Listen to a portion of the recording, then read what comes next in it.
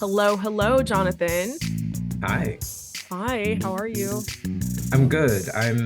We just kind of discussed a little bit, but I'm really excited about this episode and I'm excited about learning more about these organizations because to be honest, I haven't been in this world. I have been left at like a stomp the yard moment, you know what I mean? Yeah. A little scene or two in a like drumline moment, but like my personal experience with these organizations hasn't been tactile. So I've been able to learn a little bit more, and it's been a really nice experience learning about them. So, how about you?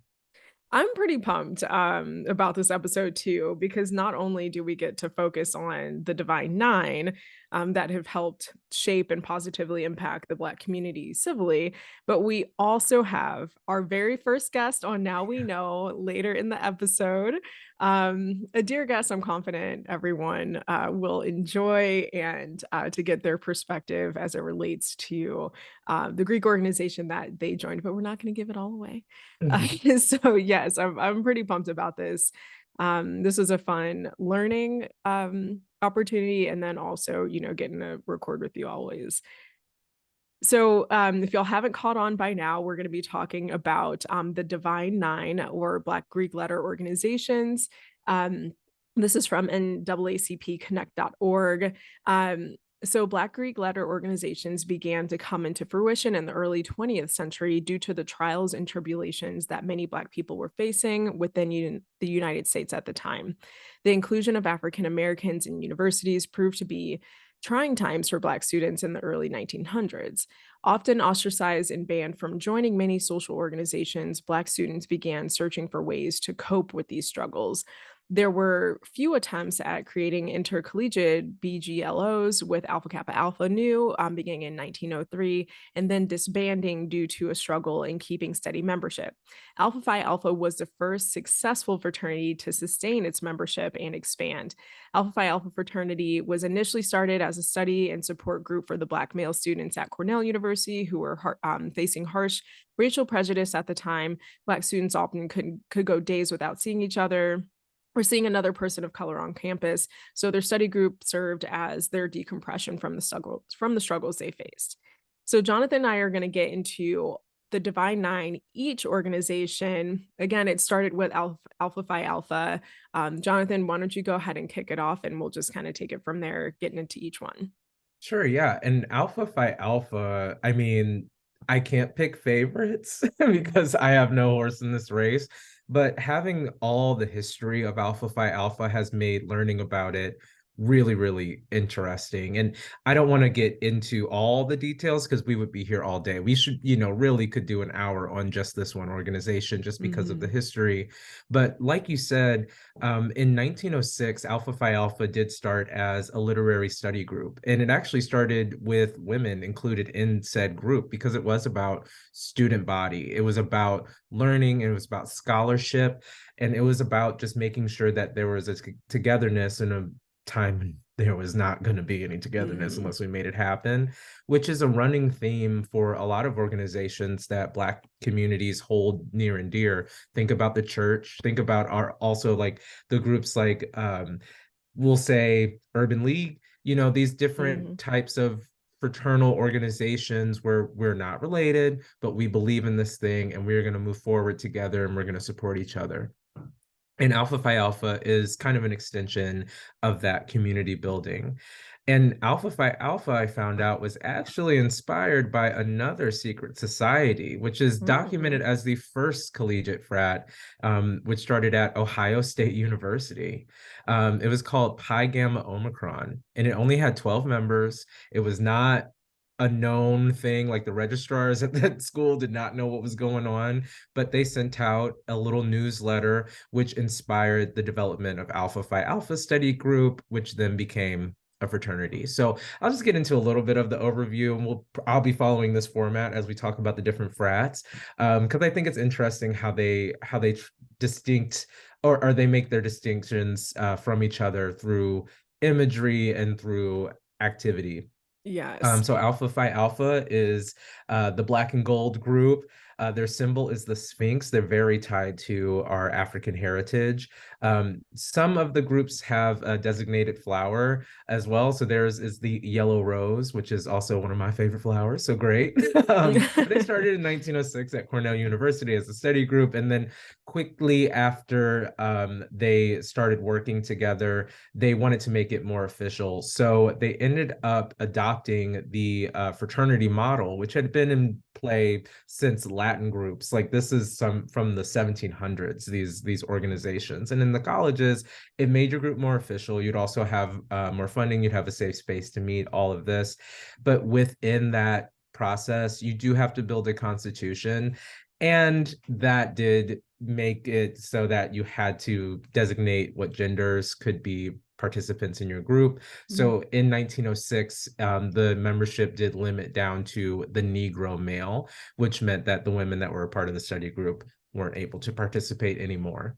Mm. Um, and their mission kind of changed from strictly literary and scholarly to promote a union among college-age men, basically to keep together. And in some of what they said we want to further the brotherly love and fraternal spirit within the organization, to basically protect yourself from evil, destroy prejudices, preserve sanctity of the home, and the chastity of women. So that was really interesting to The me. chastity. Now we're talking 1906, Right. like it's different language. They also have huge big programs, some of which I actually remember seeing. One of which is go to high school, go to college. You've probably seen the go to college things. Mm. That has been transferred into different programs that have become national marketing campaigns. That all started there. And I don't want to get too much into the alphas because again, they have such a big history. But to give you an example of some of their notable members, we have Martin Luther King Jr., W.E.B. Du Bois. We have Dick Gregory, the comedian, Duke Ellington, Justice Thurgood Marshall, and my personal favorite, Barry Jenkins, who is director of Moonlight. So this is starting with Alpha Phi or with the Alphas, we have a foundation of what the other organizations are going to be doing. And this has Mhm. been consistent since the inception of Alpha Phi Alpha, that they are involved in politics, they're involved in their communities, they're involved in all the college campuses that they possibly can to grow and keep connection. And they also have their alumni, which are very active, which we will get into later. But Yes. enough about the alphas. Let's move on to the next formed group, which is actually a sorority, right? Yes. So since the women couldn't be part of Alpha Phi Alpha, as we do, we forge our own path. And so in 1908, there was they started Alpha Kappa Alpha Sorority Incorporated. So that started out on the campus of Howard University in Washington, D.C. It's the oldest Greek letter organization established by African American college educated women.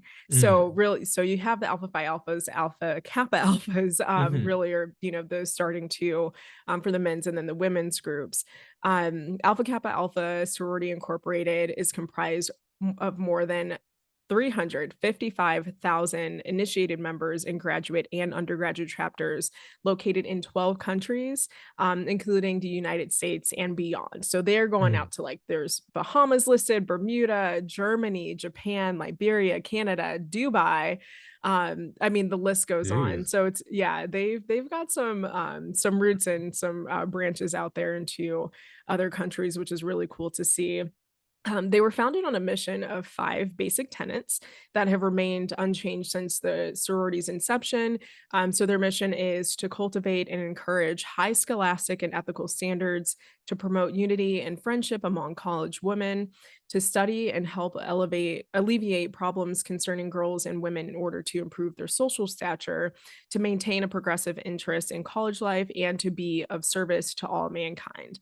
I think we're going to see some, parallels or a consensus or a general theme as we go through each of these fraternities and sororities, because really, the inception of these were to help culturally move everyone forward, and so that was a lot of their mission on, a civil front. We did watch a couple different documentaries or presentations from some people with their doctorates in, in this sort of Black history field, including this James Weldon Johnson Institute. They put on a talk from Emory University with Dr. Gregory Parks, who authored a book surrounding the topics. And so, the inception of these organizations was to, again, help move everyone forward. But a lot of the work that they did, especially, we're talking about the early 1900s, right? The 20th century, where it was really critical for, especially, after Reconstruction, for us to figure out, okay, where do we fit and how do we fit in and how do we make all of us move forward and get to a better place, or, get those civil rights that were needed and still are needed to this day. So they, we'll talk about maybe how it has changed in terms of their focus on that front, in terms of, how they got things done previously versus what needs to be done now. But it's really a general theme that we'll see throughout each of these fraternities and sororities. So Alpha Kappa Alphas, my grandmother actually was an AKA, and Okay. I know, I kind of wish, unfortunately, she passed away about a month before my son was born in 2017. And so, I kind of wish I was able to like talk to her about that now. It's, it's different how you grow and you don't like have those conversations in the same way that maybe you would have appreciated Mhm. to have that knowledge. But yeah, she was definitely an AKA. There's a really sweet picture of her and my dad. So grandma was in her green and pink, like that's staple standard green and pink, or pink and green. I don't know which comes first, but that is the standard of AKA with their colors. And then a couple notable famous people who were AKAs: Maya Angelou, Mhm. Loretta Devine, Ava Mhm. DuVernay, Star Jones, Catherine Hughes, Yolanda Adams, and really the list kind of goes on. But yeah, it's pretty cool to see who all has been part of it. And oh, hold on, I just scrolled a little bit there. Alicia Keys, Uh-oh, that what? tracks. That Okay. tracks, It yeah. So- does track, and we'll talk about we'll talk about why at a different yeah. time. But yeah, Yeah, I look, love the it. Kappas, or I'm sorry, the AKAs are absolutely notorious for being successful Mm, women who mhm. are involved Yeah, in how the world moves in all absolutely. realms. So they are, yeah, we're very well known. Definitely. All right, go ahead with your next one. Well, I kind of let it slip. It was the Kappas, but yeah. So the Kappas, you may know as the Crimson and Cream, Mm, fraternity. Here in St. Louis, I actually don't have any family members that I know of that are Kappas, but they are huge here in St. Louis. When it comes to community outreach, that's how I even found out about fraternities in the first place. I was like, what mm, is this? But they have a Kappa Center, and I think they do all around the US at least, just a community center where people can come and host events. I've been to a few birthday parties there as a teenager. It's like a safe space for you to be amongst your people. You're protected. They had security for us, like for a 16-year-old birthday party. I was like, this is like, yeah, okay, this is right.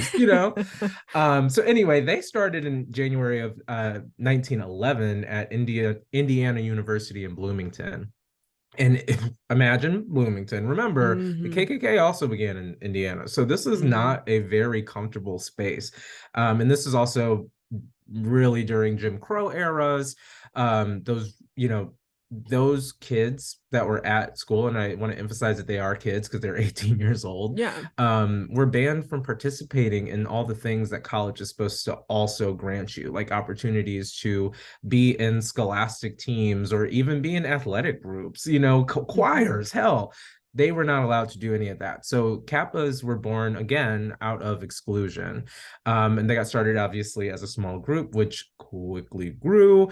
I will skip all of that growth story just because it's clear it became popular. It was one of the earlier fraternities. It became a community-based organization where they did volunteer activities and things like this, which transferred into my life here. Like that is Hmm. a real structural organizational thing that they have been sticking with, and it's all about the community and building that, which I absolutely love.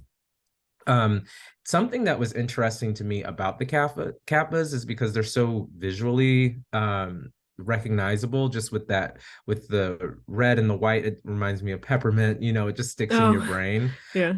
And they also have a cane, famously the Kappa cane, Mm. that they started using in step shows. So in the 1950s, the Black Greek letter organizations, they started doing step shows, and the Kappa cane came in because who doesn't need a little flair, so the Kappas are famous for their cane stepping, and let me tell you, it was actually controversial. It was shortened in 1970s so that they could do more twirling, which is funny. And then at one point it got banned until it was able to be brought back as like a principle of this showmanship. It's all about the cane, it's all about the visuals, it's all about the community and the representation. And I think Kappa still holds down this visual presence within the community, which is lovely. Here in St. Louis, again, we have some famous Kappas, one of which being Cedric the Entertainer, who's a huge Oh. St. Louis, personality, of course. You also have Finesse Mitchell from SNL. You have John Singleton, the director. You have Tavis Smiley, the journalist. Johnny Cochran, the lawyer. Bernard Harris Mm. Jr., which was the first African American to walk in space. It was in 1995, so Oh, we have problems. But I mean, yeah. like, it's a Kappa, and I don't think he brought his cane, but he could have if he wanted to. I wouldn't have been mad. That's funny. Now, I do have another organization that started in the same year. So the Kappa started in 1911 in January, but Omega Psi-Phi started in 1911 in November. Now, Mm. Omega Psi-Phi, you probably recognize Omegas. They are the Yes. barking ones. Can I just They're say this all takes me back to college? Like it all takes me back to college. And if you did not get to experience a Black Greek organization, specifically it's so distinct. Like so it makes me distinct. happy to think about it and kind of takes me back. And like being in Idaho, I don't know that they really have those at like, the universities here. I can't imagine maybe BSU, but I don't know. Anyway, it's taking me back and I love it. Go ahead. Let's talk But about the the barks. presence is so strong that even through Yeah. the internet, you're like, okay, Omegas, okay, Kappas, Alpha. You know what I mean? Like, you 100%. kind of, 100%. once you get it, you really start getting it, and that means that the mission is accomplished in some Yeah. way. Yeah. Just to kind of let people know that there is a togetherness and there is a place where if you want to belong, you could, and look at all the variations of belonging. So in 1911, as if there weren't enough with both fraternities that were going around, they added another one. At Howard University, Omega Psi-Phi started November 1911 again, so still tense times. And their mission was to attract and build a strong and effective force of handsome men dedicated to its Mm. cardinal principles of manhood, scholarship, perseverance, and uplift. So this organization, of course, very old. They have now over 750 chapters. They have famous people like Steve Harvey, Reverend Jesse Jackson, Martin Luther King Sr., Michael Jordan, Ricky Smiley, Langston Hughes, all kinds of people that have been within this organization. This organization, the Omegas, besides the barking thing, they they are really politically involved, at least in their history, have been very politically involved, and also have focused heavily on education.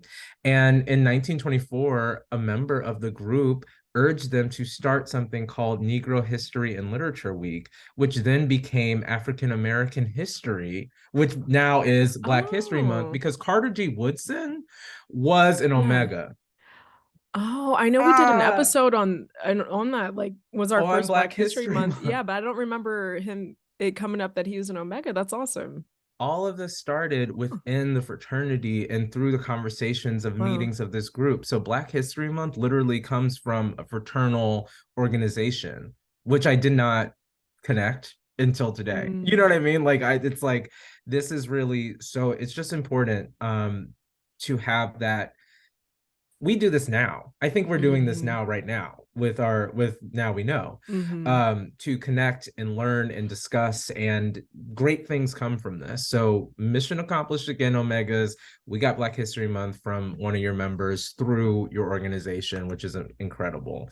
Omega Sci-Fi is also a founding member of the, I'm going to say this wrong, the National Pan-Hellenic Council, Mm. which is basically all the Black Greek letter societies coming together. Because yes, these are still 18 to 20 something year olds, and they are still in college, and they do have, rivalries and things like that. So this is a Right. forum for everyone to come together and work as a united front. And that the MPHC has over 2.5 million members right now from Oh, all okay. different organizations, which is a beautiful thing, because I Yeah. think that one of the biggest challenges as we begin to grow these chapters, again, this would have been group number 4 that had been formed, but even at its inception, it's like, we have to do this group because we don't like how those other 3 are Mhm. doing their thing, and you have to just Right.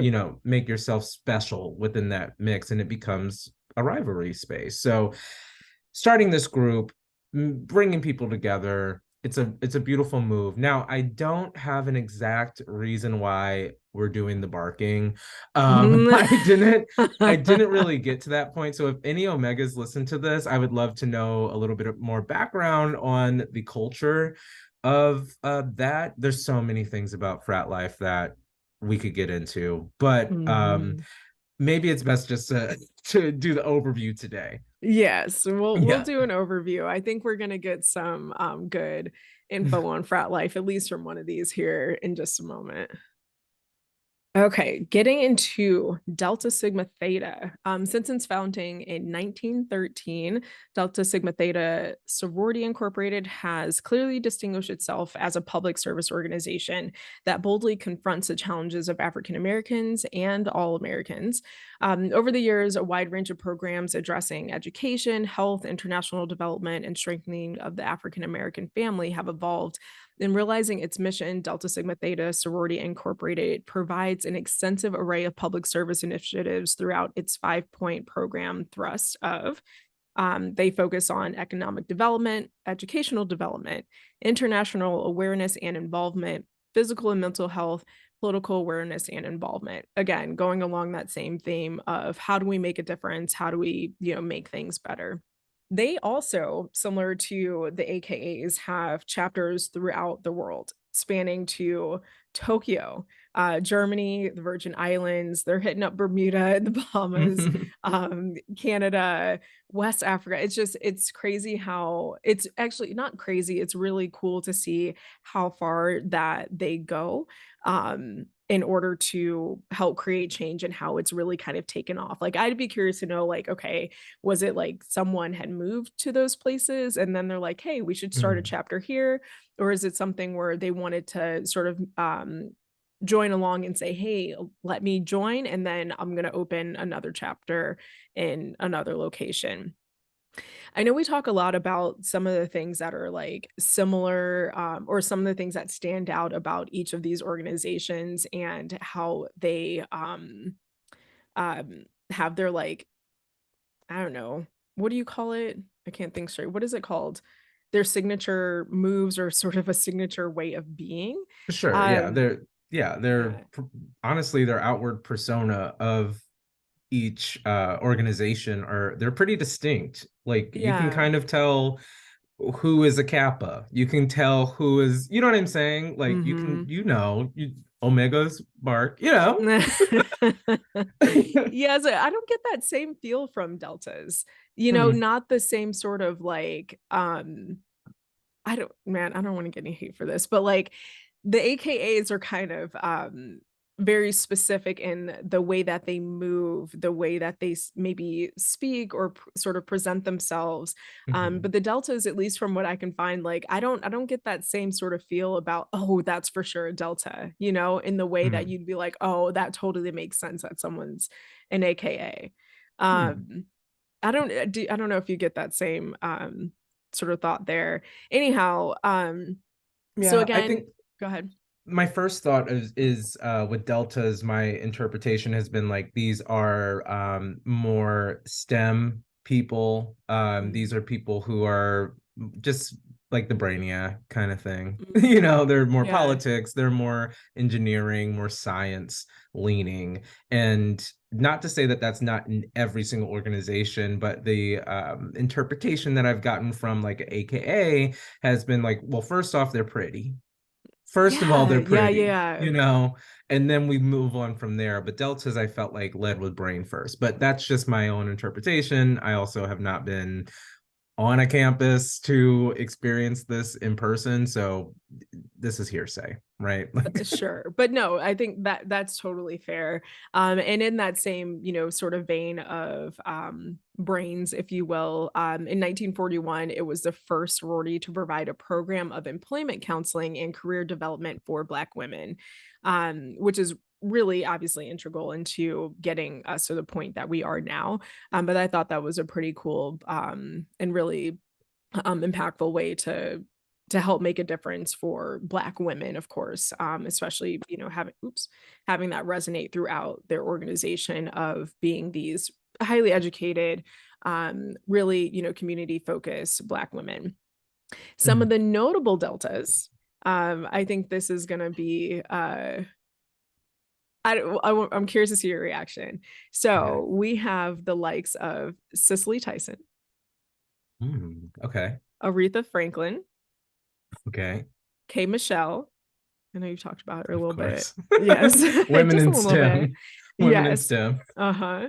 Keisha Knight Pulliam. Okay. Yeah. Uh-huh. And I mean several others, of course. I And think is then Lonnie Love? Let me I don't check. I see have to her on check before I here. start naming people. Okay. Yeah, I don't see her on here. Here, Lonnie. She is, she's a Delta. She's a Oh, Delta. okay. Yep. Okay, she wasn't listed under the notables for I mean, no shade, but that Ooh, she just wasn't listed on here as the one of the drama. notables, but we love some Lonnie Love too. So Oh my God, yes. Angela Bassett. Oh, Angela Bassett. speaking of, bless her, like anyway, she should have won that Oscar. We'll talk about that in a different Well, time. yes, another time, not today, Yeah. but yes, not today. Okay, go ahead My with your turn. next one. Yeah. Okay, awesome. So my next fraternity would be the Phi Beta Sigmas, aka the Sigmas. Their colors are the royal blue and white. So you've definitely seen them. Again, like the Hmm. Kappas, very distinct visuals. In my experience, I'm usually seeing Sigmas in suits. They're always like they're very Mm. dapper. This is a dapper Hmm. group. Um, their symbol is a crescent. Their flower is a white carnation. They started in January of 1914 on Howard University's campus. So this is the second Howard University fraternity, third Greek organization. It's really cool. This started as a really a smaller group. It was founded by 3 students and it had 9 charter members, so it was a very small group. And Very I small. this wasn't documented, but I'm wondering why they chose to start a different group as opposed to joining into existing group. I want to know what the difference was, because by this time there were groups that were around. I mean, there was just Omega started 3 years prior, so I have a question about that, and I'm wondering if there is a rival. Like, I know that there are rivalries, but I Mm. wonder if that is part of the rivalry between those two. Besides that, this is a really interesting organization because this group, just like other groups, focuses on leadership, focuses on scholarship, focuses on community. But this group in particular feels more like an organization that focused heavily on like growth and sustaining members and creating chapters. It was really like expansion based. This Mm. is the first of all the frats to start alumni chapters. It's the first of all the groups to establish youth mentoring programs. It's the first to start a federal credit union. It was Oh, the first to start chapters in Africa. And also it was the first to start collegiate chapters outside of the US. So different, international campuses have Sigmas on campus. So I think I think that that is obviously the significance of this group, and I'm wondering if it was an organizational dispute that made it come about, but it's not like it was for naught. Like, this is an awesome organization. They've been really steeped into politics as well, spanning back to World War I. They Mm. worked through the Great Depression, a lot of fundraising, of course, a lot of community-based care needs were taken care of through the Sigma's involvement with different organizations and different political parties and things like this.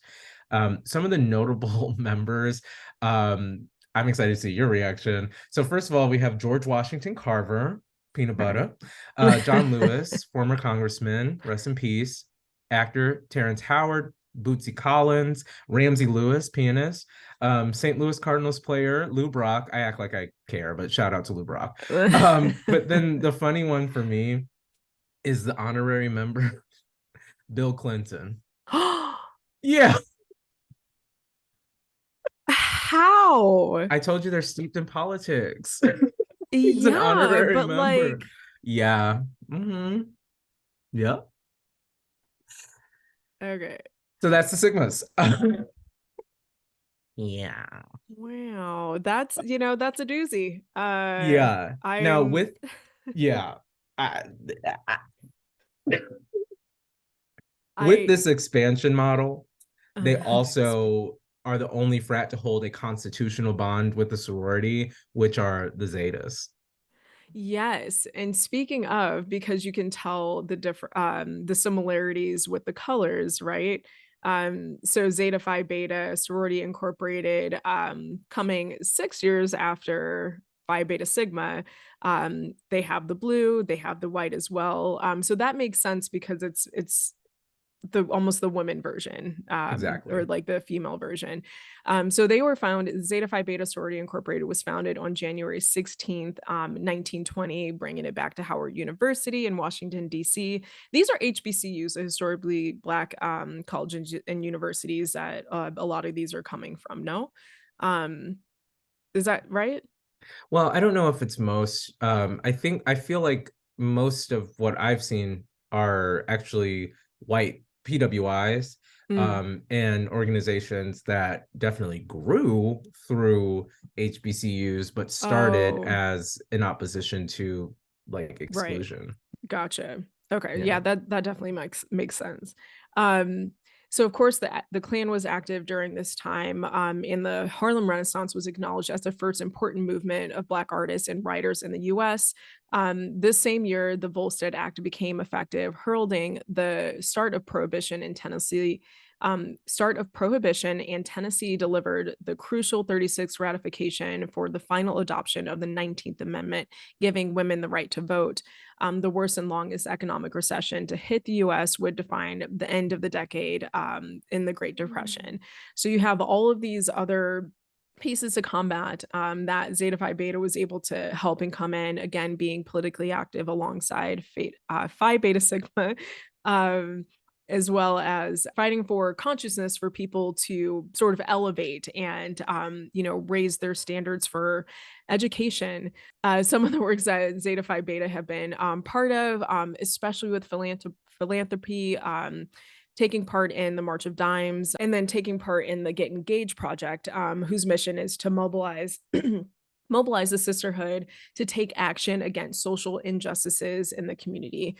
They really focus on empowering citizens through knowledge sharing. We call it storytelling also, while strengthening our relationships among elected officials and law enforcement in the communities and educators in their schools. Some of the notable Zeta Phi Betas are Cheryl P. Underwood. Um, hmm so she was an international president, of the organization. Um, you also have, I don't know this person, but Zora Neale Hurston. Yes, the author. Ah, Yeah. okay. Tawanda Braxton, Dionne Warwick, Anita Hill, and Vivica A. Fox. Oh, hmm so, yeah. I was just looking at the list of notable people to see if there was a surprise Hillary Clinton in it. Oh my God. That's a good call, but I don't think she was found. Yeah, luckily no. But Shaka Khan is an honorary member. wow. Shout out to that. Yeah. Okay, so this time we are heading back to Indiana, um, into Indianapolis, where Sigma Gamma Rho Sorority Incorporated was organized in November. This was created by 7 young educators when a charter was granted to the Alpha chapter at Butler University. So since the inception of Sigma Gamma Rho Sorority Incorporated, the dynamic women have built and sustained a well-known and well-respected reputation for leading positive change to help uplift the community through sisterhood, again, leadership and service. They welcomed more than 100,000 collegiate and professional women from every profession. The sorority has more than 500 chapters in the US. They done one abroad as well. I think, you know what? I should have figured this out before the episode, but the way that we're still hitting the same pace the Bahamas, Bermuda, Canada, Oh Germany, yeah. South Korea, like, is there some sort of like military tie, especially with some of the organizations having some involvement in politics, and then maybe there's some military involvement and then they go Mm, overseas, or like what mm, is the root? How did that happen? I might figure that out and then add it to the recording, but it's interesting to see that. um and their commitment to service is expressed in their slogan, which is greater service, greater progress. The sorority has a proud history of providing positive and proactive community outreach nationally and internationally. The program's partnerships and sponsorships represent Sigma Gamma Rho's commitment to promoting the greater good in education, service, and leadership development. In 2004, the national headquarters moved from Chicago, Illinois, to its current home in Cary, North Carolina.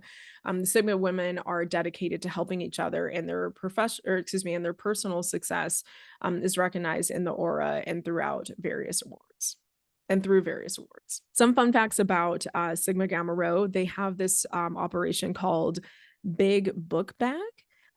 It's a program that's designed to address the needs, challenges, and issues that face school-age children who are educationally at risk in local homeless shelters, extended care hospitals and facilities. So through this program, and the chapters and members are able to collect and donate educational materials, equipment, and school supplies. Their goal is to provide quick and easy access to reference materials and other studying aids, and tools that will help the students with their educational endeavors. They also want to help equip students with the means of completing their homework assignments in an effort to keep them current and up to date, and then assist the shelters, youth centers, schools, and hospitals in their efforts to meet some of the educational needs of children. Operation Big Book Bag was established in 1996 by the late Dr. Lorana J. Morris. I love this because there's so many of these names that you have like said before.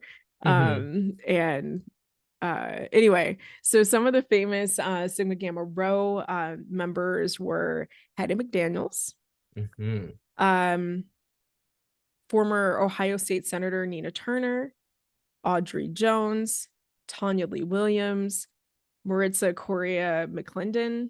I also see MC Light. mm-hmm. She's also a Sigma. So, You know who else was a Sigma? hmm, Was Sandra Bland. She was a Sigma. really? Yeah, I yeah, wonder. I'm sure they came forward for her when, considering everything. yeah. But there are happy people too. Yes. Sorry, that's a hard name to That was say fair. and just be like, anyway, but Yeah. Yes, fair. All right, round us out with the last Black Greek organization. All right. Well, we're going to finish with our newest Black organization. That would be the Iota Phi Thetas. That started in 1963. So just imagine 1963 in America. We're in Baltimore, Maryland, which also is famously Baltimore, Maryland. So Black people, you know what I'm saying? Like we Mhm. needed something to make it through. Yeah. Um, Now the IOTAs, they're new. They are the fifth largest organization because they're the smallest. They have 300, what is it, over 300 chapters in over 40 states. They are the charcoal brown and gilded gold. So you might recognize them. It's very lush. Their Mhm. symbol is a centaur. and they didn't start until September 1963 again. So some of their graphics and imagery and presentation feels more modern than the other Yeah. groups as well. But this one started a little bit differently. It's just not your typical beginning to a Greek organization at all, because the people who started this, first of all, were longtime friends. They were friends in preschool, and they were also Cute. older people. They were non-traditional students, about 3 to 5 years older than your average student, because these people had lives, they had families, they had full-time jobs. Like they were living in a world where going to school and just hopping into a frat and spending all your time on the campus just wasn't the reality. In 1963, Baltimore, Maryland, like you had to go to work, and good luck if you got your degree. Hmm. So it kind of was built on that understanding that life is also a part of these organizations. So it focused more on citizenship, more than the other groups were. It was talking about obviously scholarship and leadership, but citizenship was also a huge part of it, because these are now focusing more so on what are you going to do after college? Like, how are you going Hmm. to continue our creed? How are you going to continue what we're trying to set here in the real world? Which makes it a different kind of organization. Their motto itself is trying to set it apart from the belief of, or of the image of other frats, and it's building a tradition, not resting upon one. I do sense shade. I do sense shade. But that is what they're doing. Now, they did grow pretty quickly. Starting in 1963, we already had established frats and sororities, so they kind of Hmm. had a rubric to follow, and they grew out starting in 1967, and they have chapters again in the Bahamas, surprise, Hmm. surprise. But they also have chapters in Japan and Korea. They Hmm. are an international group. Now they are getting started. So when I was looking at the list of the notable members, it was a little bit smaller. It's Yeah. mostly athletes, and I didn't bother even Oh. looking because I just don't care. So shout out to you, sports fans. You're not going to hear them. Um, I literally wrote mostly athletes, comma. But the one that stood out to me was Bobby Rush, who was also a founding member of the Black Panthers and was a part of the Illinois chapter of the Black Panthers back when Fred Hampton was Mm. under siege, like being Mm. tracked by the FBI and whatnot. So he was a part of all that.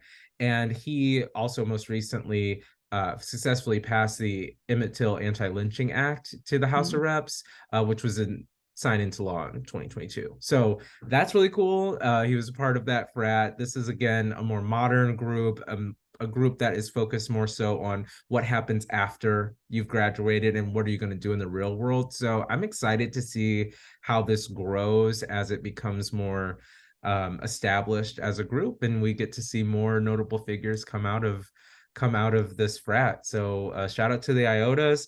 If there's stuff that I'm missing or is not available online, I'm so excited to hear about it, because again, this is a less traditional group, so don't they're not presenting the same way as Hmm. your alpha, or your kappa. So Exactly. I'm interested to see uh what other differences there may be and what other people that are significant to our world today came from the group. Absolutely. Yeah. Those are the Divine Nine. Those are the Divine Nine. Damn, we did that. We did that. Yes.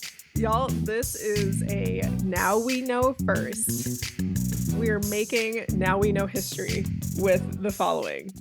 Um, our first guest ever to join us, and a distinguished member of the Alpha Phi Alpha Incorporated.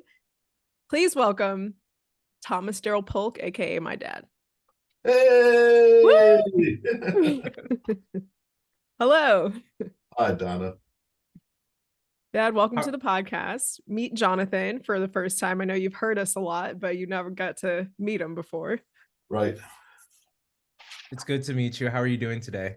I'm doing pretty well. Thank you so much for asking. Good. Good. All right, Dad. So take us back in the day.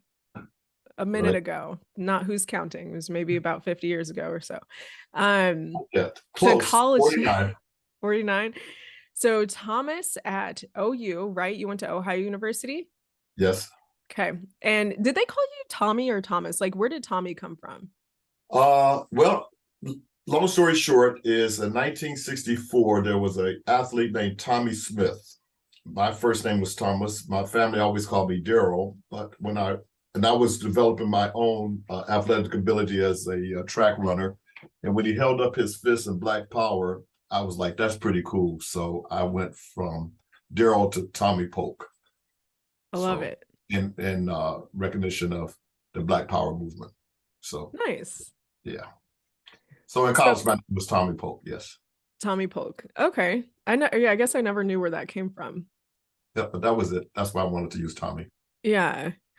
So we talked about, again, each Greek organization over the years and how each started. And I know Grandma was an AKA. Um, do you know much of like how Grandma got involved, and did that have any influence on you joining the AKAs or joining It Alpha Phi Alphas? was me. What? Yeah, she pledged a graduate chapter actually. So Okay. I was an Alpha member in college, and shortly after that, she pledged the graduate chapter. I think she might Oh, have mentioned she went to Wilberforce University in Ohio. I believe she may have started and didn't finish, or I don't know what that history was, but of course, she was aware of it then uh, while she was in college. okay. So she had some exposure and then was like, maybe not. And then you do it, and she's like, okay, I'm on board. Well, no, she didn't influence me to do it. Actually, one of my best friends from high school went to Ohio State, and I was still in high school. So that summer, after I graduated from high school, I met some of his line brothers at Ohio State in Columbus. And I was so impressed with the organization that I said when I went to college, I definitely want to be a member of Alpha Phi Alpha fraternity. So that was my catalyst for pledging at Ohio University.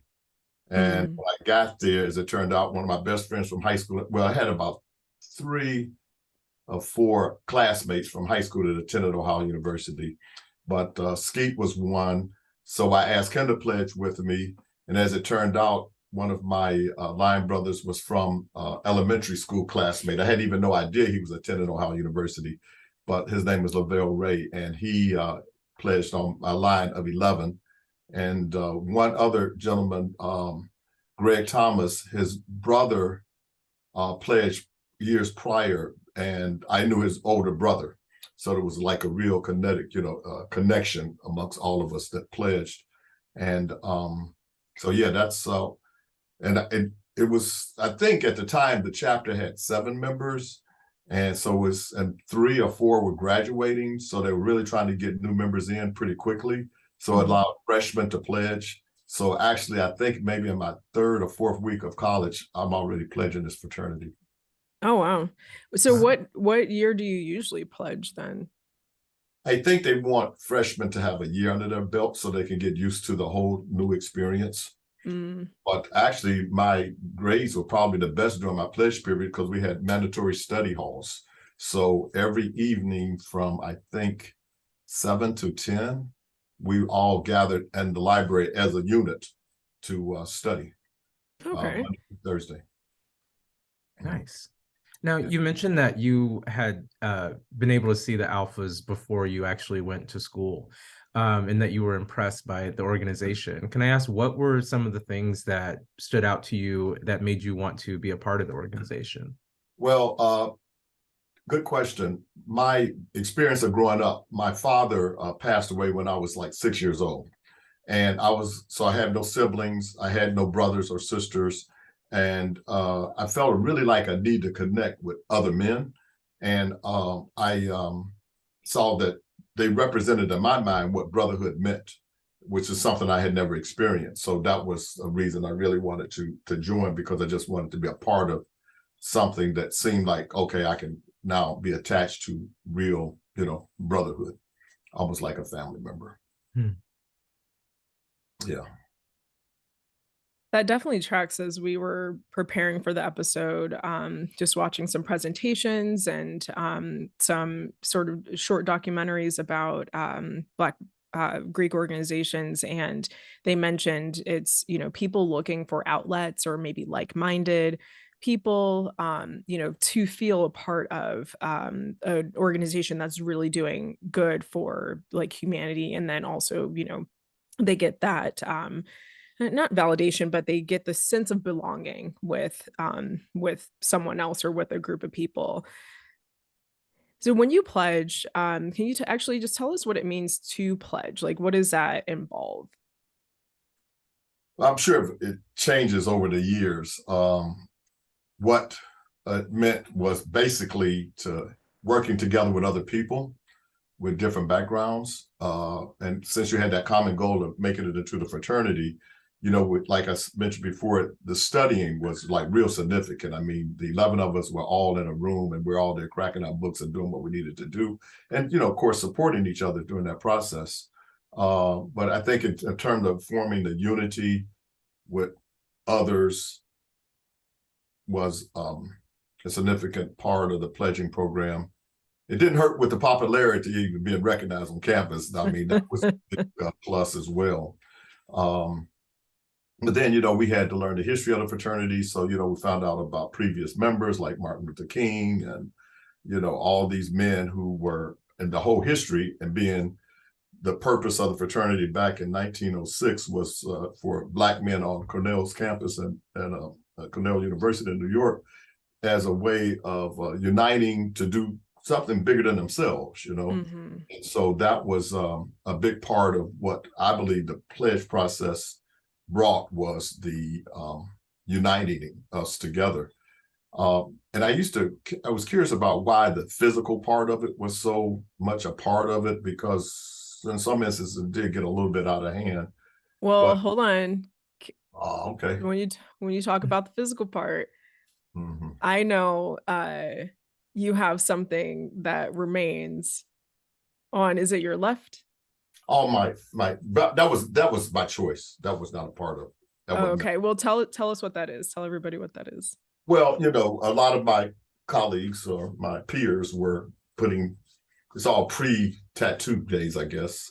So we sort of proved our loyalty to the fraternity by putting an A on our arms. So You got branded. You got branded. Yeah. Now, can I ask how that branding process works? And I heard about Finesse Mitchell. I don't know if you know Finesse. He was a comedian on SNL. He is a Kappa, and he was talking about his branding experience, and it would just happen at parties. This was in the late 80s, early 90s, I think.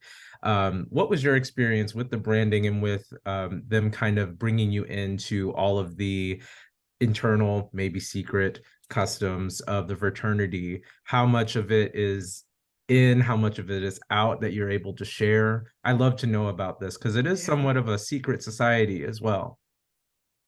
Well, there's no really dark secrets, anything like that. It's well, just, that's boring. We'll skip to the next question. Yeah, it's not, the whole, I remember the experience of my branding. It was kind of significant because it happened in Columbus, Ohio, and one of my best friends, even to this day, he was actually a pledgee and I was a member. So when I was there and we were having this meeting, I got myself branded in front of him, and to maybe kind of, in retrospect, I didn't think about the time, but maybe to try to inspire him to not give up, because pledging is tough and people do drop off.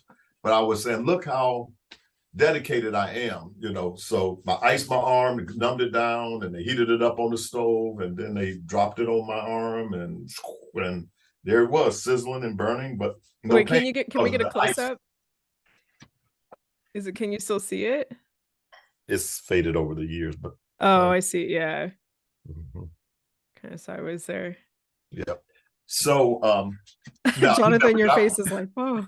It's amazing, and this is all new to me, so I'm just learning. Yeah. It's funny, that friend, he never got one, but after all that. Wait, did he at least finish pledging? Yeah, he finished. Yeah, he certainly okay. Okay. Finished, Oh Um, I do man. remember you, John, you mentioned parties.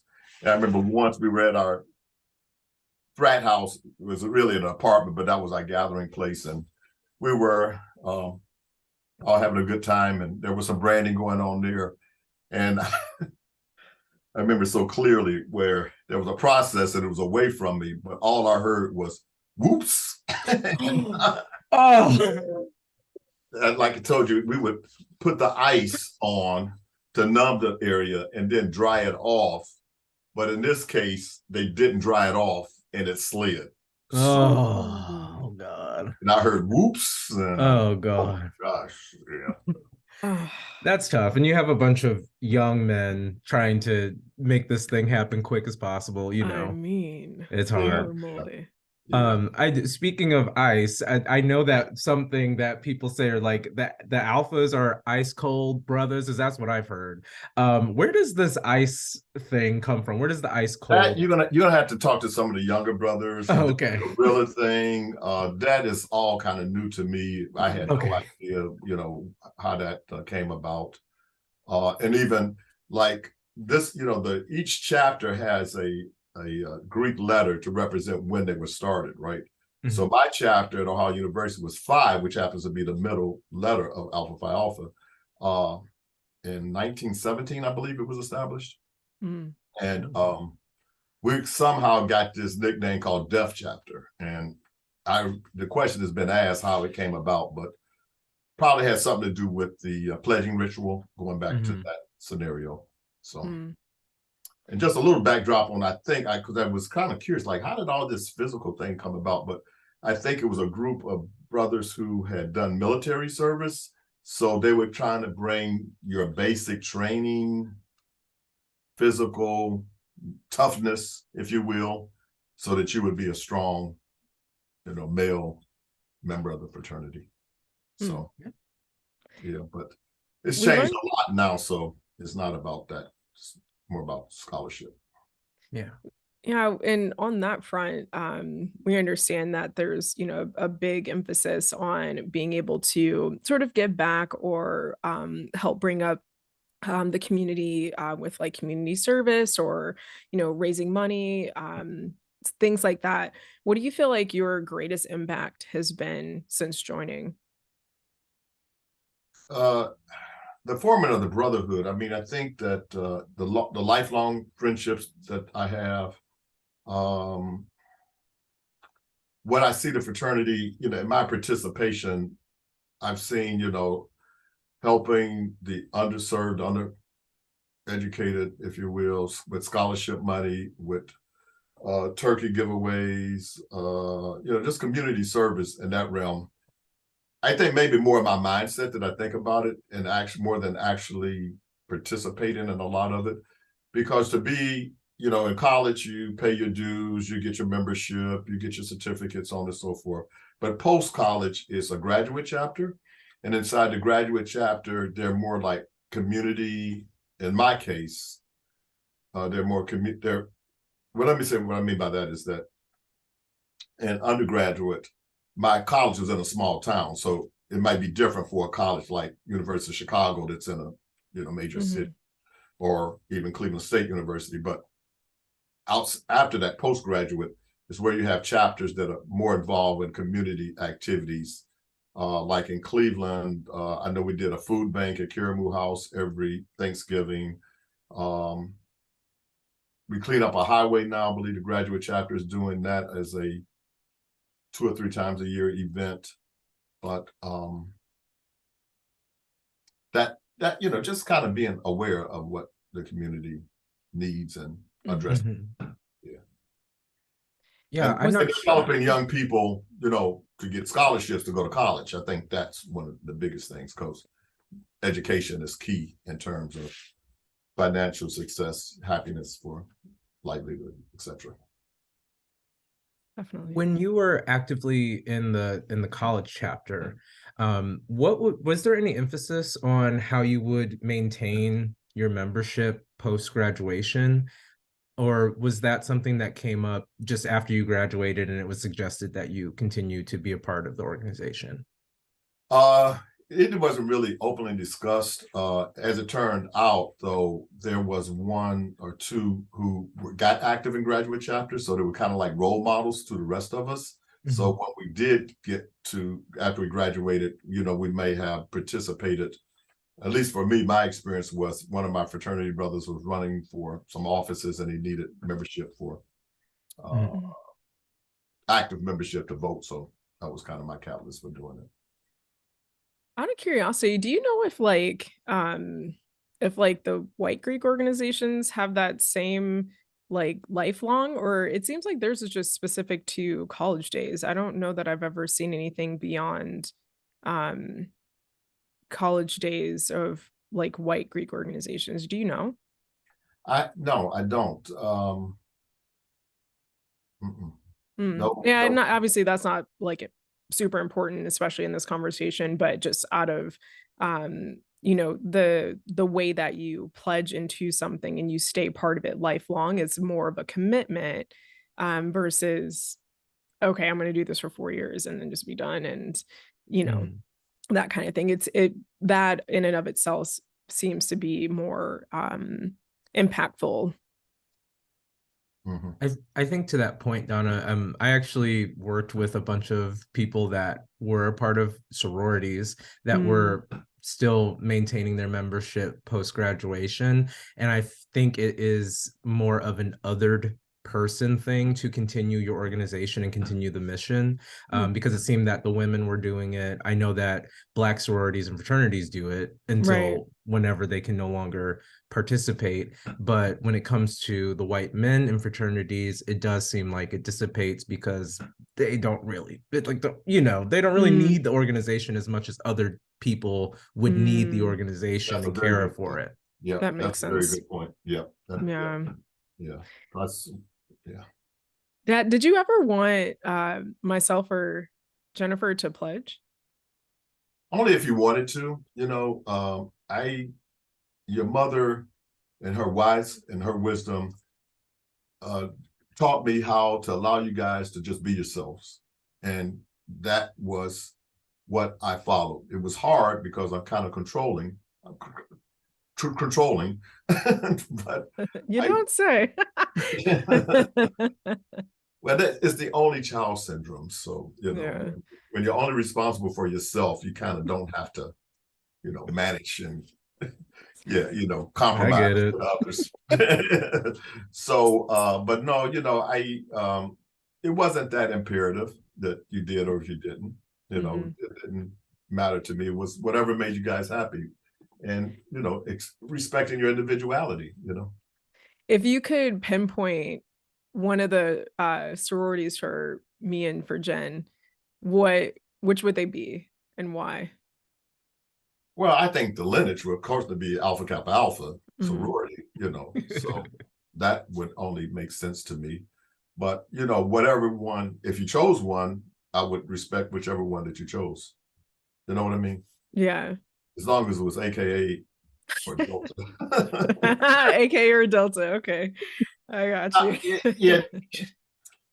You know, I look at the AK sisters and the Delta sisters. Those are the ones that I probably know the most because most of my female friends pledge one of those two.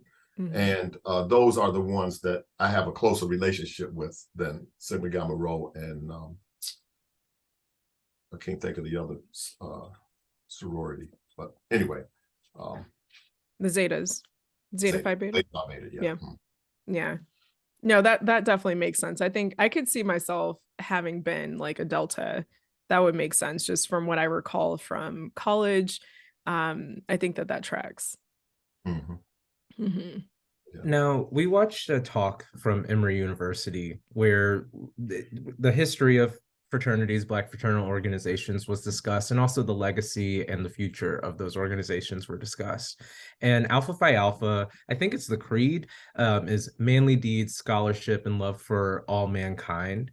And I think through what I've read, that holds up through the things that have been started through Alpha, you know what, the people who have been a part of Alpha Phi Alpha. But I'm wondering, what are your thoughts on the relevancy of fraternal organizations in the modern day? And do you think that your organization or all or Black organizations, frat organizations, are doing what they can or doing the best they can to change the world, basically? Well, yeah, no, I believe that they all are creating value for society to make it better.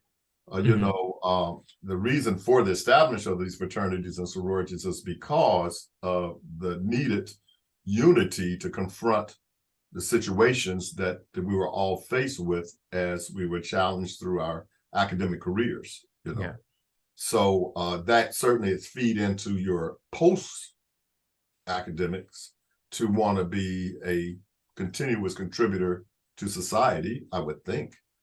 So these men and women who are in major decision-making roles are generally members of sororities and fraternities from the Black, Divine Nine. And they obviously have contributed much to the struggle of African Americans and Black people worldwide. So, I think those things have been instilled in us and continue to function after college, that you are, aware and you want to do something to make your community better. So yeah, it's something that continues to manifest as we age and move forward.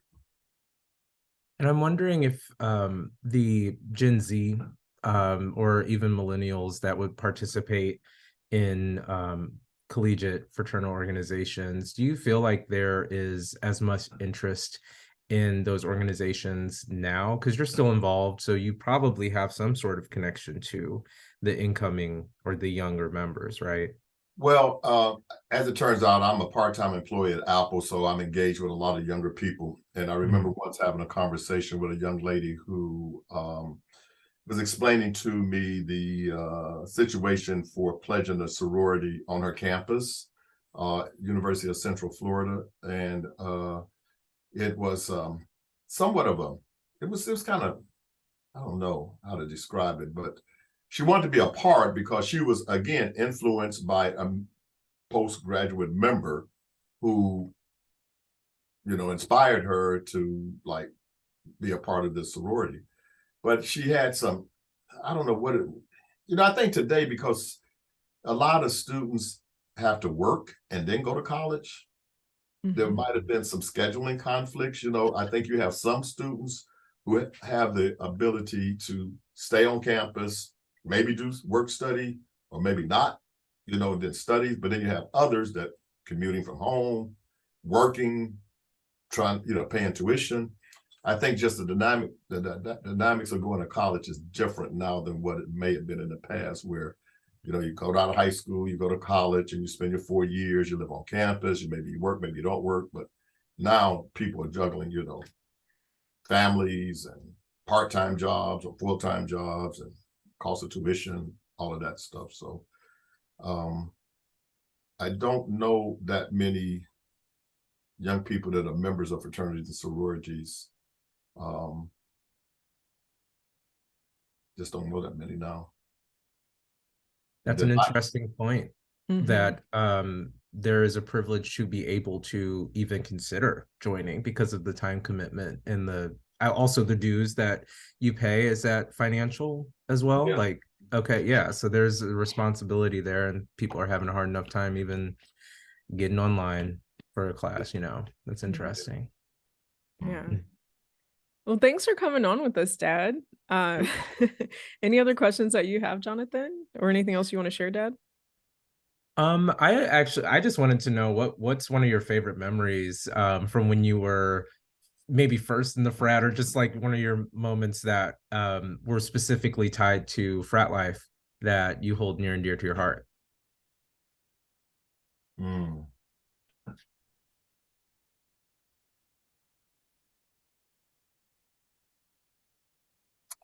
Man, that's a tough one. There's been so many wonderful opportunities that being a member of the fraternity has afforded me. I think the connections with brothers, they opened up avenues for job opportunities. I was a freelance photographer, and one brother knew it. Because of that connection, you know, one thing led to another thing, and people were willing to like special treat you, if you will. Mhm. Even with just fraternities itself, you know, like if you're a member of Omegas or Kappas or Sigmas, you know, we kind of had this sort of like wink, if you will, that, you know, you were somebody of significance and that kind of thing. Probably during the process of getting Dr. King's memorial on Washington, D.C. and that fundraising, to be able to live in this time and be able to contribute to that was kind of a real significant part of my life. And then, of course, Dr. King and his legacy, of course, you know, being a part of that. I guess one impactful thing, as I recall, and this was kind of surprising, my father's brother was a dentist in Washington, D.C., and I didn't know until his memorial that he was a fraternity brother. Oh. So I have family members. I have a first cousin, him and his dad were members of Alpha Phi Alpha. And just to find that out, you know, later kind of resonated with me. Like, you know, I made the right choice. If my friends had pledged Kappa, would I have been a Kappa? I don't know, but I'm an Alpha, you know, it's kind of there. So just, yeah. But I like, even I look at now the first, like, I'm a member of Alpha Phi Alpha, the first Black fraternity in the world.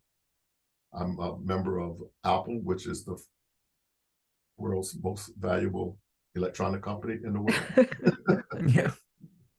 And you know how to pick them. I'll tell you what. Yeah, right. And then as a Buddhist, I feel like, you know, number world organization for establishing peace and happiness. And now I'm a Tesla driver. Uh-oh, I'm scared of you. And Dad and his Tesla. It's got all the gadgets and gadgets. Yeah. Right. Yeah. So, yes. I've had a very, very fortunate life, and I contributed a lot of that to, you know, the decisions I made. So here we are. There's a Donna back there. See Donna Jonathan on the. Oh, I see it. Come on, Silk Press.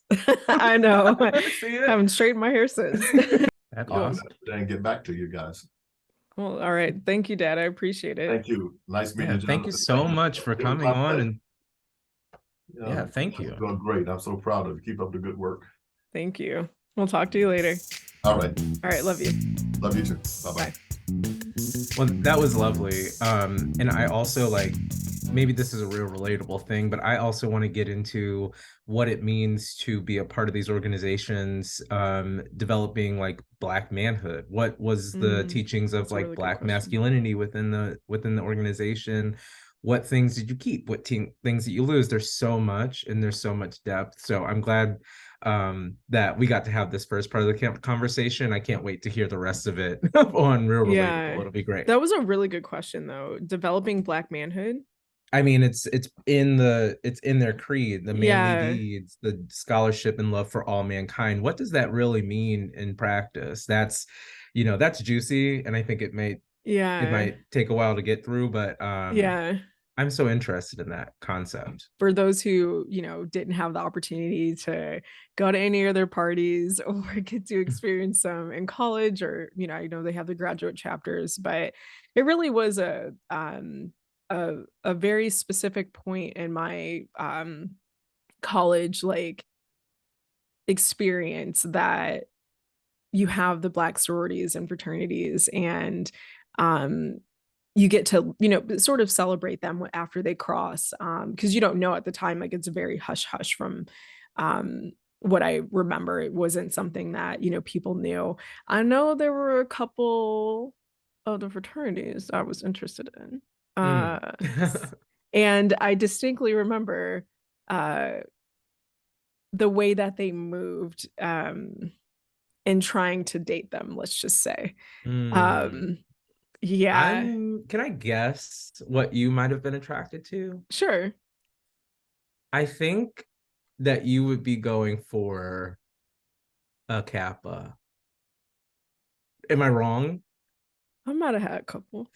Okay, because Kappas to me, like the AKAs, no shade to anyone in those groups, but that's the eye candy group. You know what I mean? Like, Kappas very are fine. Smooth. Yes. And we'll have to talk about, you know, the way that they oh my gosh, not their march. their, what is it Stroll. called? Stroll. Thank you. Yeah. Yeah, just the way that they stroll, like the Kappas are very like, it's the sexy Yeah. shoulder, it's a like hand, and Oh my goodness. obviously everyone can see this, but yeah, so there were a couple Kappas.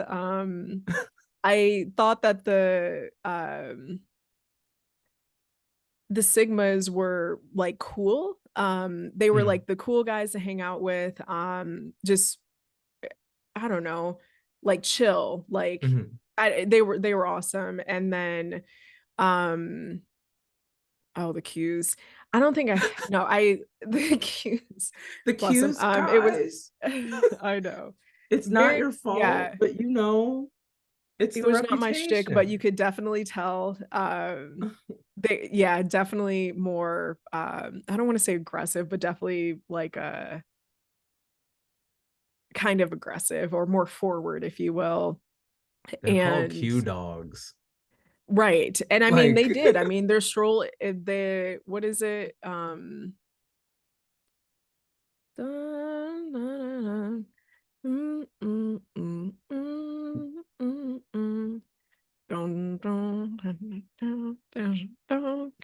What is it? I cannot remember the name of that song to say my life.